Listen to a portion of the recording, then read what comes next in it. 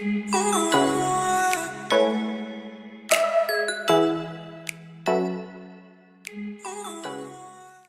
guys, so this is me with a review of the Magnum's uh, front arms for BMW E36. So I will turn the camera when I'm unboxing the box. I have the arms, so I unmount them.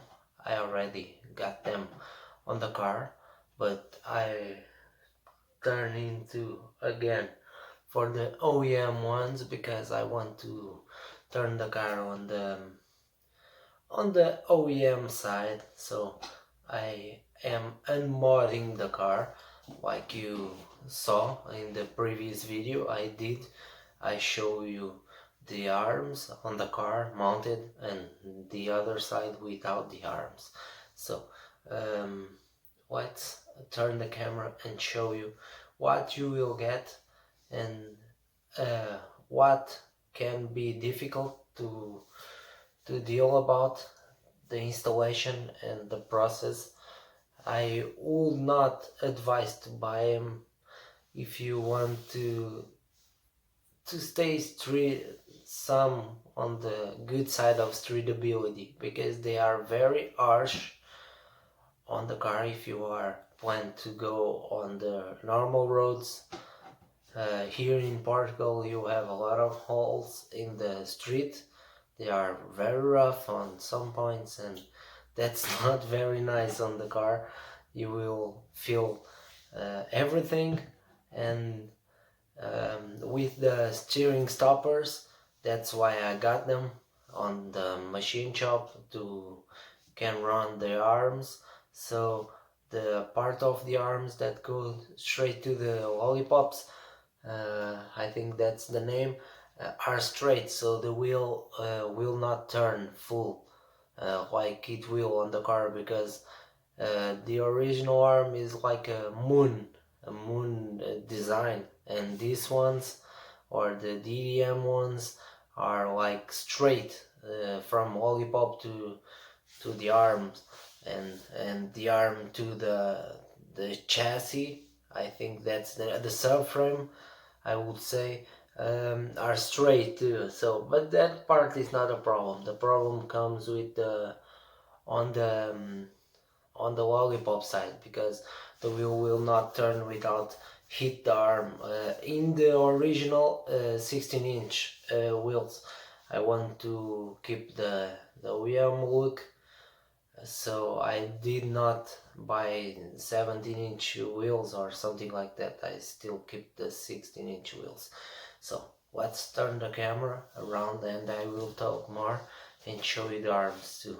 So this is the kit and what you will get, but I have painted them black because the police in my country don't like that mods, that kind of mods at all, so I have to paint them black to be more undercover and don't get me in jail or something like that. So let's talk about the kit more. This is probably almost what you get if you buy them, and they will be in chrome, full chrome.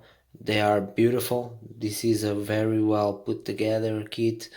I don't have any complaints about the kit. The only problem is you need to do something to this side of the car. You have to drill a hole and weld, and this side too. You have to weld this to the subframe.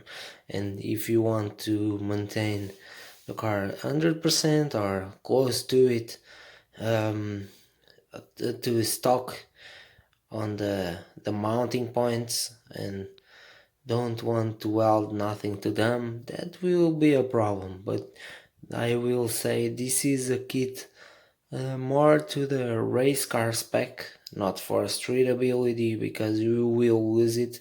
I have a KWV2 with adjustable ride height and the other adjustment, I do not remember the name, to the softness of the ride, and they still are harsh on the max setting of soft, because you are having full hard. This is not like a solid months or something, is even crazier. And you have bump steer, this is incredible. In my BMW 34 I do not have bump steers, and the ride are horrible. So I think what I can talk more about the kit. Um, I don't think I can talk about. They are very responsive. I very responsive sellers. They will ask anything you want and help you with the installation. The only hard part on this side, I think, yeah, this side of the car, I think this is the passenger side for the fellow Europeans, and on this old style, I saw they do a batch of the new style, like the OEM ones. You will have the bolt from behind, from the back to, no, not from the back, but the up, the low to the up, and this side you have the bolt coming from the upside, and you will have to hoist the engine or make them higher.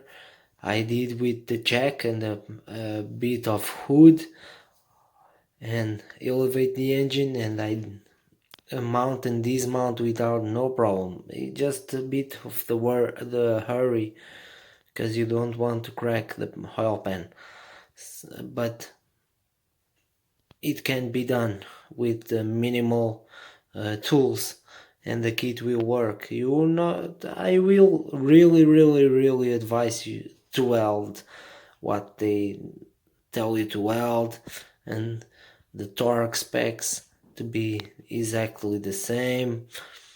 The material is very good quality, the machining is very good quality. Love the products. If I have the possibility, I will buy more. More on the OEM side. I don't want more crazy stuff on my wagon. I just want the car to be drivable, and it's just that. I hope you like the review. I don't think you have a lot of uh, affordable. This is not cheap, don't get me wrong. They are expensive.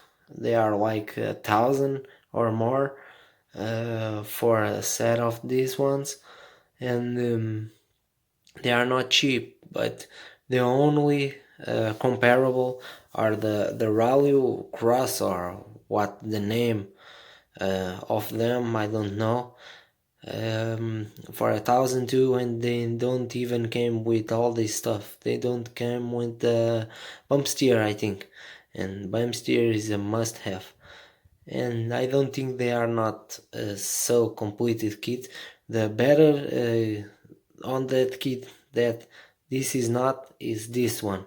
This is the problem on the steering rack angle. You cannot turn much more because of this piece. If I was the company, I would change this.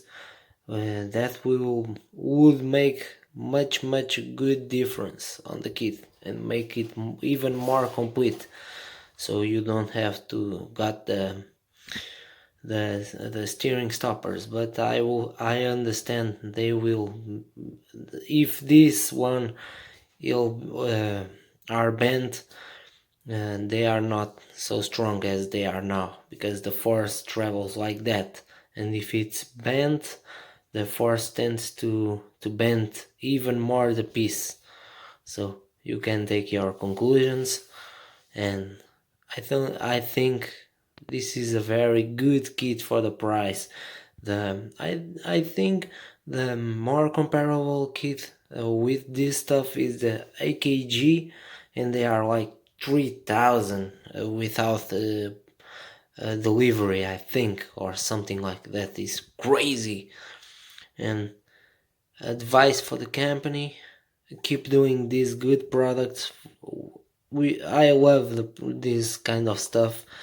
If I could, I would buy even more stuff and do a dedicated race car stuff. But you know, the people who live in Portugal know it's very hard to have two cars, even three, and one dedicated just for racing is very expensive for what we got in paid in here. But